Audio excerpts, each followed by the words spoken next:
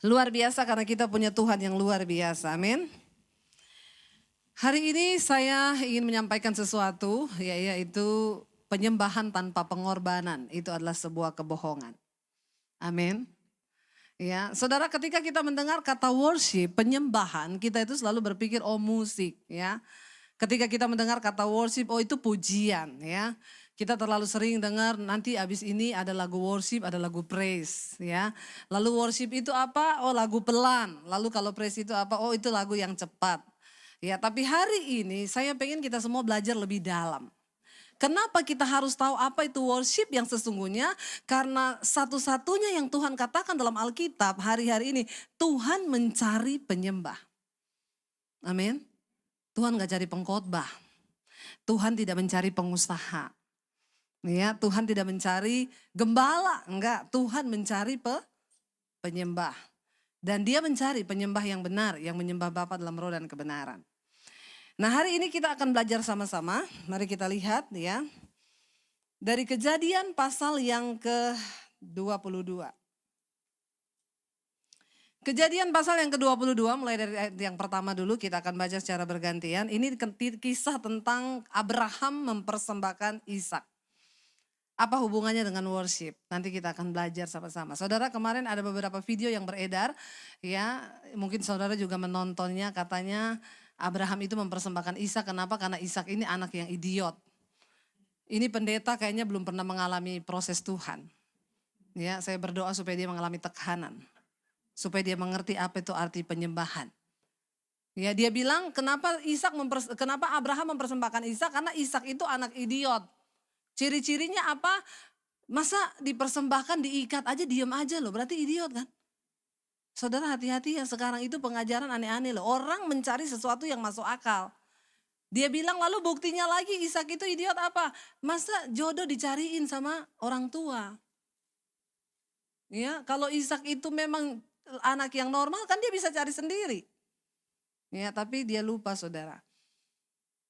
Di bawah 30 tahun tuh jodoh di tangan Tuhan. Di atas 30 tahun Tuhan lepas tangan. Lalu orang tua turun tangan.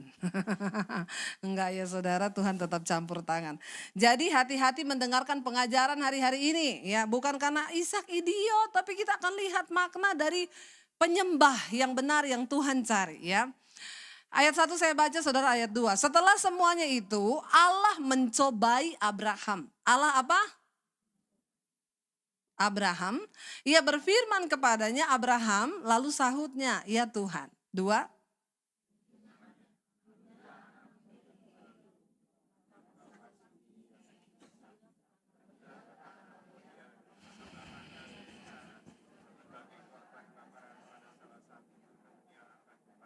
Saya tertarik dengan kata Allah mencobai Abraham. Kenapa Tuhan perlu mencobai Abraham? Kita tahu bersama Ishak ini anak perjanjian yang lama ditunggu. Amin apa amin? Enggak waktu hamil lalu langsung, enggak waktu nikah langsung hamil dapat anak. Kalau orang sekarang lebih ajaib lagi, belum nikah sudah dapat anak. Baik ajaib. Ya, zaman Abraham enggak kayak gitu. Abraham nikah lama, dia tunggu anak ini enggak datang-datang. Lalu dia tunggu saudara. Saudara bisa bayangkan kalau ada orang enggak hamil, lalu mengharapkan hamil, lalu anaknya lahir, dia sayang enggak anak itu? Ya, pasti sayang banget. Ya, itu digigit nyamuk, nyamuknya dikejar sampai mati. Kenapa? Anaknya ini disayang banget saudara, ya. Semut gigit dia kejar sampai di lubangnya itu semut. Berani kamu gigit anak saya yang saya tunggu puluhan tahun loh. Lalu ketika Ishak lahir, jadi anak kesayangan. Dimanja, disayang. Tuhan lihat, ini kayaknya udah mulai berubah nih sayangnya. Jangan mencintai sesuatu lebih daripada engkau mencintai Tuhan. Katakan, waktu engkau mulai mencintai sesuatu lebih dari Tuhan, Tuhan bisa ambil itu loh. Usahamu, bisnismu, uangmu, istrimu, suamimu, termasuk anakmu. Jangan mencintai segala sesuatu di dunia ini melebihi Tuhan. Karena itu adalah berhala. Cintai Tuhan di atas segala-galanya, amin. Waktu Tuhan lihat Abraham mulai cinta kepada anak yang satu-satunya ini, lalu Alkitab berkata Allah mencobai. Ayat yang kedua firman-Nya, ambillah anakmu yang tunggal berarti cuma satu. Lain cerita kalau Tuhan bilang gini, Abraham ambil anakmu yang nomor 13 itu, yang pemabok itu, narkoba lagi. Persembahkan bagiku, Abraham langsung gini, yes. Kenapa gak dari dulu-dulu Tuhan, memang ini anakku udah mau aku bunuh dari dulu. Lain ceritanya kan, cuma satu loh yang ditunggu anak perjanjian. Saya bayangkan kalau saya jadi Abraham, saya akan coba timbang lagi, ini suara Tuhan atau suara setan. Lo jujur gak? Bener gak? Kalau kita yang jadi Abraham, kita tengkingkan tuh suara dalam nama Yesus. Pasti bukan suara Tuhan, ini suara setan. Tapi ketika Tuhan menyatakan sesuatu, ambil anakmu yang tunggal itu. Lalu ayat yang ketiga, ya kita baca ayat yang ketiga. Keesokan harinya, pagi-pagi bangunlah Abraham. Ia memasang pelana keledainya dan memanggil 2 orang bujangnya beserta Ishak anaknya. Ia membelah juga kayu untuk korban bakaran. Lalu berangkatlah ia dan pergi ke tempat yang dikatakan Allah kepadanya. Gak banyak omong, gak banyak tanya. Bangun Abraham pagi-pagi. Dia ajak 2 orang bujang, ikut saya, ambil kayu bakar, persiapkan kuda. Ishak, ayo ikut. Ishak ikut saudara. Lalu ayat yang keempat berkata begini, silakan saudara baca. Ketika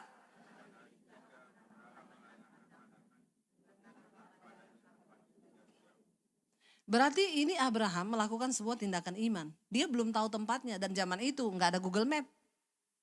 Amin. Kalau ada Google Map dia ketik Gunung Moria. Lanjutkan perjalanan Anda 500 meter. Di depan ada jalan bercabang, tetap di kiri di jalan bercabang. Lakukan putar U. Gunung Moria berada tepat di sebelah kanan Anda. Waktu itu tidak ada Google Map. Abraham hanya berjalan dengan tuntunan iman. Zaman sekarang saudara, berjalan dengan tuntunan iman susah atau susah? Ngaku susah atau susah? Mempercayai Tuhan susah enggak? Susah kan? Kita percaya firman susah apa gampang? Susah. Apalagi dengan zaman teknologi sekarang. Ya, orang sakit aja sekarang cari di Google kan. Bener enggak? Ya, anak saya tuh malam-malam, Mam, tadi malam saya sakit Mam. Kamu kenapa enggak bangunin Mami? Enggak, aku udah cari di Google kok. Maksudnya saya ketik penyebab sakit mah dan cara mengatasinya. Lalu Google bilang, berdiri, pergi ke dapur, bikin air, kasih gula dikit. Pakai air hangat lalu minum. Terus kamu lakukan? Iya. Terus sembuh Mam. Bahaya nih. Sekarang ini orang Tuhannya Google loh. Apa-apa dicari di Google.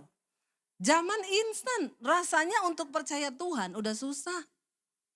Orang disuruh beriman pada Tuhan susah. Anak sekolah minggu ditanya sama gurunya. Tadi di sekolah minggu guru ajar apa dek? Jadi gini Mam. Waktu Musa membawa bangsa Israel dari Mesir, tiba-tiba di depan ada laut. Musa ambil handphone. Terus Musa telepon Mam. Pasukan Israel lalu datang helikopter. Lalu bangsa Israel diangkat menyeberang lewat laut itu pakai helikopter. Lalu mamanya bilang gini, kamu ini bohong loh. Nggak ada cerita kayak begitu. Mama ya, saya ceritakan yang masuk akal aja mama nggak percaya loh. Apalagi kalau saya ceritakan yang itu guru sekolah minggu cerita. Hello. Mama pasti lebih gak percaya lagi. Masa ada laut lalu Musa julurkan tongkatnya lalu jadi jalan. Ada cerita kayak begitu? Hati-hati saudara. Hari-hari ini kalau Anda tidak menanamkan iman kepada anak-anakmu, maka mereka akan jadi generasi yang tanpa iman. Ngeri tantangan zaman sekarang. Apalagi orang tua gak ngerti firman. Bertobat. Apa yang saudara mau ajarkan kepada anakmu? Satu kali ada anak sekolah minggu nangis namanya Yosua. Mama, aku dituduh sama guru sekolah minggu. Kamu kenapa nangis? Guru sekolah minggu bilang aku robohkan tembok kiriku. Mamanya bilang, ya ampun. Tapi kamu gak ngapa-ngapain kan? Enggak Ma, bukan aku yang robohkan. Wah enggak bener nih guru sekolah minggu. Mamanya, Lagi ribut-ribut bapaknya datang, kenapa ini? Itu loh Ma, Yosua nangis, kenapa? Guru sekolah minggunya bilang dia yang robohkan tembok Yeriko. Bapaknya ketawa, ya ampun kayak gitu aja, hitung berapa kerugiannya, papa bangun lagi. Kan papa pengusaha. Ini loh kalau papa mama tidak mengerti firman. Bagaimana itu anak mau tahu firman? Suami istri lihat-lihatan ngomong, kita berdua bertobat. Mari ajarkan firman kepada anak-anak Anda, amin. Karena kalau tanpa iman bahaya. Ya. Lalu Abraham berjalan dengan tuntunan iman pada hari yang ketiga. Terlihatlah oleh Abraham gunung Moria itu. Tempat yang Tuhan suruh untuk dia mempersembahkan Ishak. Ayat yang berikutnya, ayat yang kelima kita baca sama-sama. Ini poinnya yang saya mau terangkan. Ayat 5, 1, 2, 3. Kata Abraham kepada kedua bujangnya itu, tinggallah kamu di sini dengan keledai ini. Aku beserta anak ini akan pergi ke sana. Kami akan sembahyang, sesudah itu kami kembali kepadamu. Kalau ada terjemahan bahasa Inggrisnya bisa ditayangkan. Saudara, kata worship pertama kali muncul di ayat ini di Alkitab. Halo? Abraham berkata kepada bujangnya, tunggu di sini, aku dan anak ini akan naik ke atas. Akan mau ngapain mereka di atas? Worship, menyembah. Ini kata worship pertama kali di Alkitab ditulis di dalam Kejadian pasal 22 ayat yang kelima. Jadi kita temukan di sini nggak ada hubungannya sama musik kan? Worship itu tidak ada hubungannya sama lagu kan? Abraham bilang, saya mau ke atas sama anak saya, kami mau worship. Kita tahu bersama Abraham mau naik ke atas mau ngapain saudara? Mau bunuh anaknya kan? Abraham itu mau naik ke atas gunung Moria untuk apa? Menyembelih anaknya. Tapi dia bilang kepada bujangnya, saya mau naik ke atas itu mau worship. Apa itu penyembahan? Penyembahan tanpa pengorbanan dan ketaatan adalah sebuah kebohongan. Berhentilah menjadi orang Kristen yang membawa penyembahan palsu kepada Tuhan. Waktu engkau menyanyi di sini, waktu engkau mengangkat tangan di sini, itu bukan penyembahan yang sesungguhnya. Karena penyembahan itu lahir dari sebuah sikap ketaatan dan rasa mau berkorban bagi Tuhan. Apa yang Tuhan minta dari Abraham? Sesuatu yang dia punya yang paling berharga di hidupnya. Kalau cuma dia minta harta, Abraham punya banyak. Kalau dia cuma minta uang, dia minta kambing domba, Abraham punya banyak. Tapi dia minta sesuatu yang sangat berharga yang Abraham miliki. Artinya apa saudara? Penyembahan adalah ketika engkau belajar mencintai Tuhan lebih dari segala-galanya. Penyembahan adalah ketika ada sesuatu yang tergores. Ada rasa sakit di sana. Tapi engkau berkata, Tuhan aku mengasihi engkau lebih dari segala-galanya. Itu penyembahan. Saudara bisa bayangkan ketika Abraham naik ke gunung itu. Dia enggak naik dengan hati yang penuh sukacita, enggak. Ada perasaan yang tergores. Mungkin ada air mata yang berlinang. Dia naik ke atas gunung itu dan berkata, Tuhan engkau minta sesuatu yang begitu berat bagiku. Ini anak yang aku kasihi. Ini anak yang aku tunggu, yang engkau janjikan. Kenapa ini yang harus engkau minta? Apakah enggak ada yang lain? Saudara, tapi Tuhan mau buktikan. Apakah benar Abraham itu sungguh-sungguh hanya mencintai Tuhan lebih dari segala-galanya? Tadi pagi saya menyampaikan tentang pengharapan kita sebagai anak-anak Tuhan. Saudara, ketika kita masih mencintai yang lain lebih daripada kita mencintai Tuhan. Kita gak sungguh-sungguh mengasihi Tuhan. Kita gak sungguh-sungguh menjadi penyembah. Tadi pagi saya sampaikan untuk membawa bangsa Israel keluar dari Mesir hanya dibutuhkan waktu beberapa hari. Tetapi untuk mengeluarkan Mesir dari otak dan hatinya bangsa Israel. Itu membutuhkan waktu puluhan tahun. untuk mengeluarkan Mesir, untuk mengeluarkan segala sesuatu yang mengikat hidup kita. Seringkali itu loh yang Tuhan lihat. Saya tadi pagi juga cerita bahwa kita sebagai orang Kristen semua harus mengalami yang namanya proses dan penderitaan. Kenapa? Karena firman Tuhan berkata setiap orang yang hidup sungguh-sungguh mau beribadah kepada Tuhan harus menderita aniaya. Siapa yang sudah teraniaya di sini? Yang belum, saya doakan supaya teraniaya.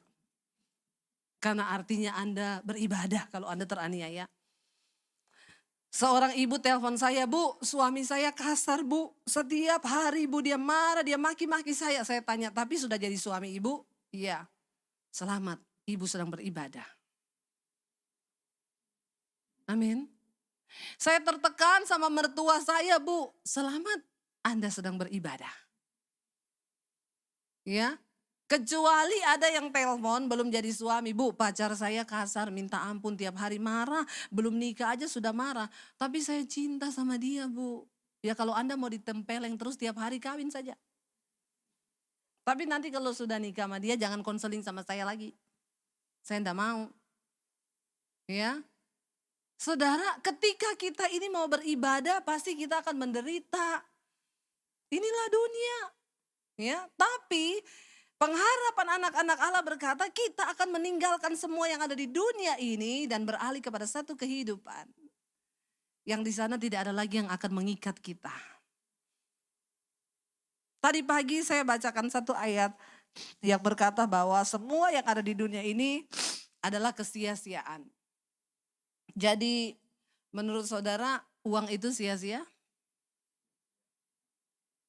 Halo, uang itu kesia-siaan apa bukan? Tolong ngomongnya itu agak kencang dan rela ya. Mau ngomong sia-sia itu agak ditahan dari mulutnya itu berat keluar gitu ya. Jadi uang adalah kesia-siaan. Karena kalau kita mati kita nggak bawa uang. Tapi kalau nggak ada uang bawaannya, ya, cuma kata yang dipermainkan, tapi artinya mengerikan, ya. Nggak ada uang tidak dibawa mati, tapi tidak ada uang bawaannya.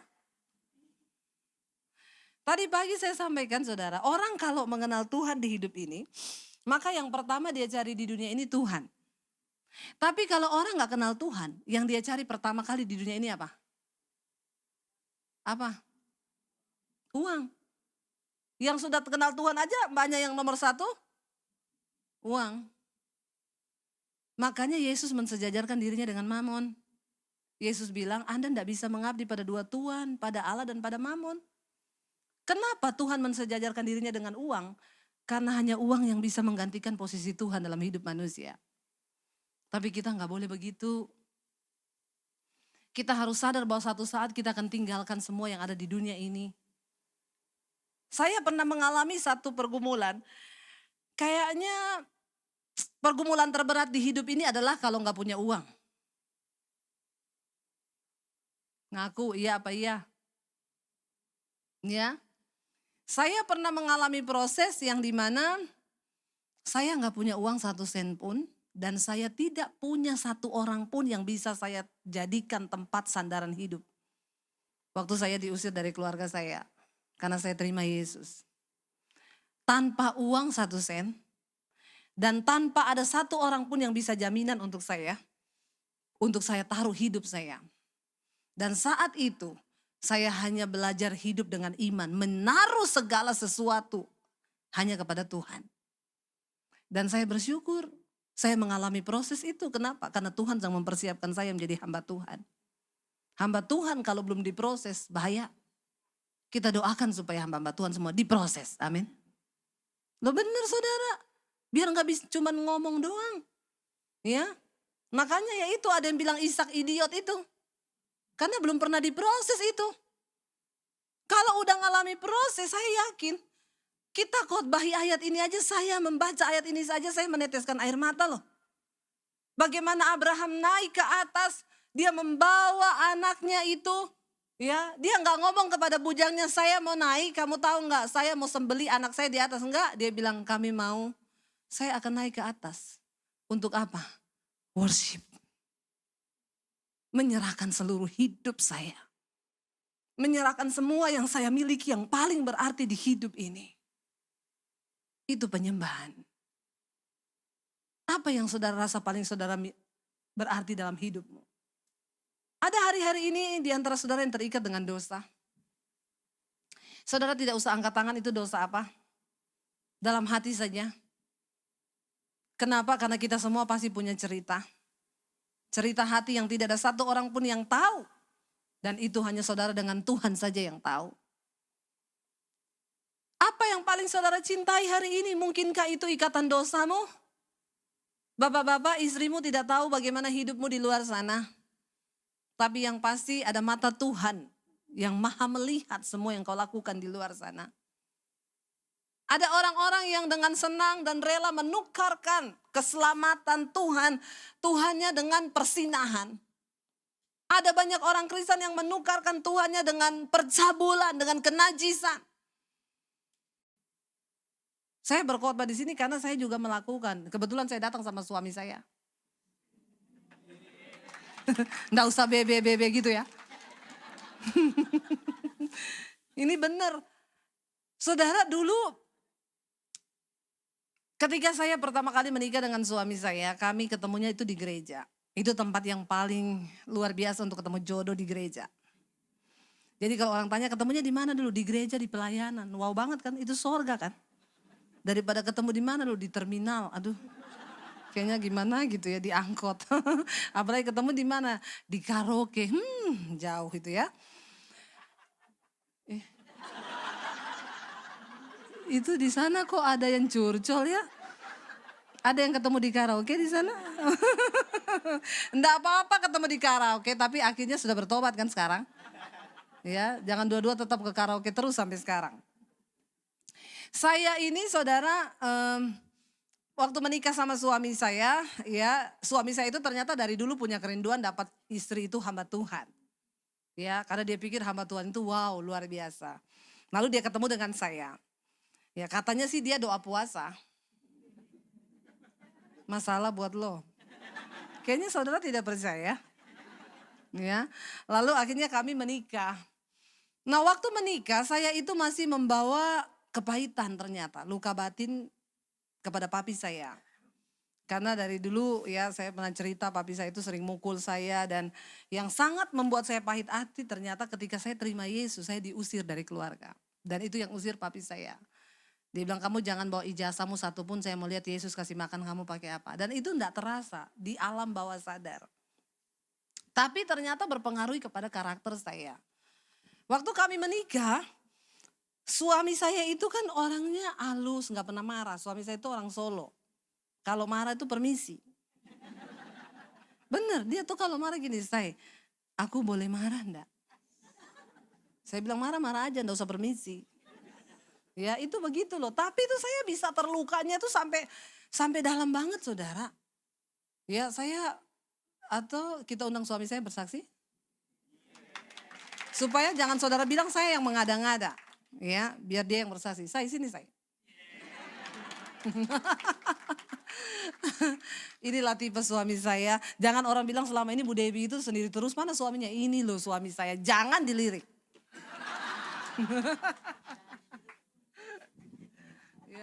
Ya, Shalom. Seperti dia bilang tadi bahwa saya merindukan seorang hamba Tuhan untuk menjadi istri saya.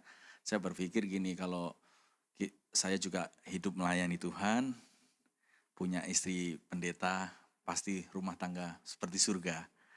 Tapi ternyata waktu kita menginjak di dalam kehidupan keluarga, ada hal yang menjadi pergumulan buat hidup saya. Jadi ini bukan buka aib, tapi ini kejadian ini udah lama sekali waktu kita baru punya anak satu ya. Kurang lebih 16 tahun yang lalu. Kita sama-sama melayani Tuhan. Orang taunya kita hidup baik-baik. Kita hamba Tuhan. Tapi dalam rumah tangga, yang satu hal yang menjadi pergumulan saya, setiap dia marah saudara. Setiap kita selisih paham, sedikit aja.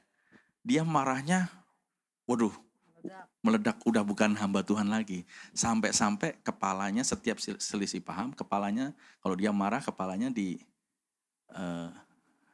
dibenturkan ke tembok. Sampai saya mikir gini, Tuhan apa ini? Maksudnya setiap marah kayak gitu habis bentur-benturkan ke tembok terus dia langsung pergi, tinggalkan. Sempat suatu saat waktu anak kita masih lahir, 1 minggu setelah lahir, dia bawa anak, karena selisih paham dia bawa anak saya lari dan dia matikan handphone selama 1 hari. Bikin saya bingung. Saya gini, Tuhan surga apa ini? Saya bilang. Setiap selisih paham dikit dia kayak gitu. Saya bilang gini, kalau saya ngomong kayaknya kamu ada kepahitan. Setiap saya ngomong gitu dia bilang gini, saya hamba Tuhan, saya khotbah, firman Tuhan saya tahu semua. Jadi saya di dalam pergumulan itu saya bertanya sama Tuhan, Tuhan beri hikmat kepada saya untuk istri saya. Kenapa setiap selisih paham kayak gitu dan orang lain nggak ada yang tahu kehidupan kita berdua. Orang tua saya nggak tahu, semua nggak tahu. Tapi tiba-tiba di satu saat, waktu jam 1 malam, kita selisih paham. Waktu itu saya berdoa, Tuhan berikan hikmat kepada saya tentang istri saya ini. Kemudian tiba-tiba saya tanya ke dia, kayaknya kamu ada kepahitan. Dia marah besar, terus saya bilang gini, coba kalau kamu nggak ada kepahitan, tiba-tiba saya gini, lihat saya, anggap saya papimu. Peluk saya, dia nggak bisa saudara. Saya layani dia sampai 3-4 jam. Dia nangis, dia cuman untuk memeluk saya, anggap saya papinya, dia nggak bisa. Ternyata ini akar dari dia kalau tiap marah itu sampai meledak-meledak. Di situ waktu 4 jam saya layani, kemudian dia baru bisa merangkul saya dan dia memaafkan papinya. Dan dari titik itulah perubahan terjadi dalam kehidupannya. Sampai sekarang dia nggak pernah yang namanya mukul-mukul kepala lagi. Dan nggak pernah marah yang sampai meledak-meledak. Nah ini menjadi apa ya buat saya, ini jadi satu sukacita buat saya bahwa dalam setiap kehidupan kita pasti ada titik yang orang lain tidak tahu. Biarlah ini kita bereskan di hadapan Tuhan supaya kehidupan kita ke depan lebih baik. Amin. Tunggu foto dulu, foto. Cepat. Iya. Terima kasih ya. Saudara, benar apa yang dia bilang tadi. Dan saya bisa membayangkan, untung saya dapat orang Solo. Benar, kalau saya dapat orang Ambon atau orang Manado atau Batak, sudah cerai pula kita dari dulu. Benar, jadi saya tuh bersyukur. Dia bisa menghadapi saya sudah hamba Tuhan loh. Saya udah doakan orang pelepasan loh. Tapi saya sendiri bermasalah dalam karakter. Kenapa? Karena saya belum beres. Saya ternyata masih kepahitan. Jadi saudara tahu, kalau saya marah sama anak-anak, itu saya pukulin anak. Sampai patah-patah saudara, itu rotan ya. Itu bisa patah, anak saya nangis, ampun mami, ampun. Saya bilang, apa yang opa pernah bikin sama mami, gak ada apa-apanya sama yang apa mami bikin sama kamu. Habis itu saya tidur malam, lihat anak saya nangis, tidur, saya nangis sendiri. Jadi kayak orang sakit jiwa kan. Nanti kalau saya tersinggung dengan perkataan suami saya ngomong, memang tidak ada manusia yang sayang sama saya di dunia ini. Jangankan kamu suami saya, papi saya aja yang melahirkan saya, orang tua juga gak sayang sama saya. Selalu tuh keluar, omongannya itu selalu papi saya. Makanya suami saya bilang, kamu itu masih ada luka batin sama papimu. Saya bilang, enggak, saya sudah mengampuni papi saya. Tapi ternyata itu mempengaruhi alam bawah sadar saya. Dan tanpa saya sadari itu mempengaruhi kelakuan saya. Ya seperti yang dia cerita, saya bawa pergi anak saya karena saya salah paham sama ipar. Bukan sama dia, sama ipar saya. Saya bawa pergi anak saya yang umur 1 minggu, saya matiin HP. Teman saya bilang gini, Deb ini pasti kasihan Daniel udah cariin kamu kemana-mana. Biar kapok. Jadi saya senang kalau dia menderita, gila enggak? Sorga macam apa yang diharapkan dia, benar. Dan ketika kita hidup dalam kepura-puraan, kepalsuan, kita pelayanan, kita penyembahan di gereja. Tapi kita masih menyimpan hal-hal yang sebenarnya itu Tuhan gak berkenan. Kita lagi membohongi siapa saudara? Apakah itu penyembah?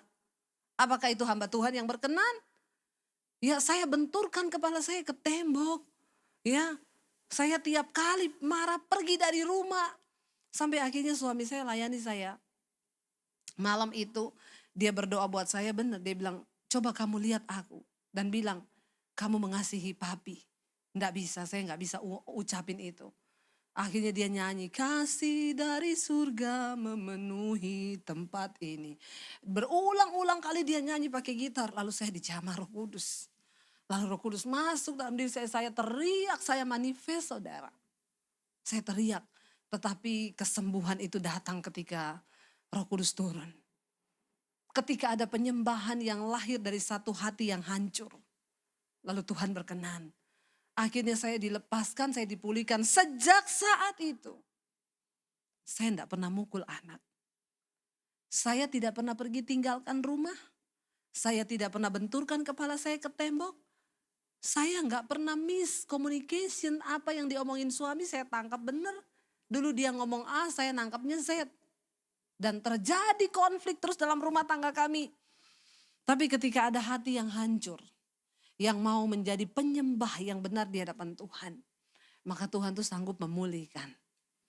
Apa yang hari ini saudara simpan? Ayo kita buka-bukaan dengan Tuhan. Ayo kita mau bilang, Tuhan, kami mau miliki hidup yang berkenan di hadapan Tuhan. Kenapa? Supaya anak cucu kita juga hidup di dalam perkenanan Tuhan.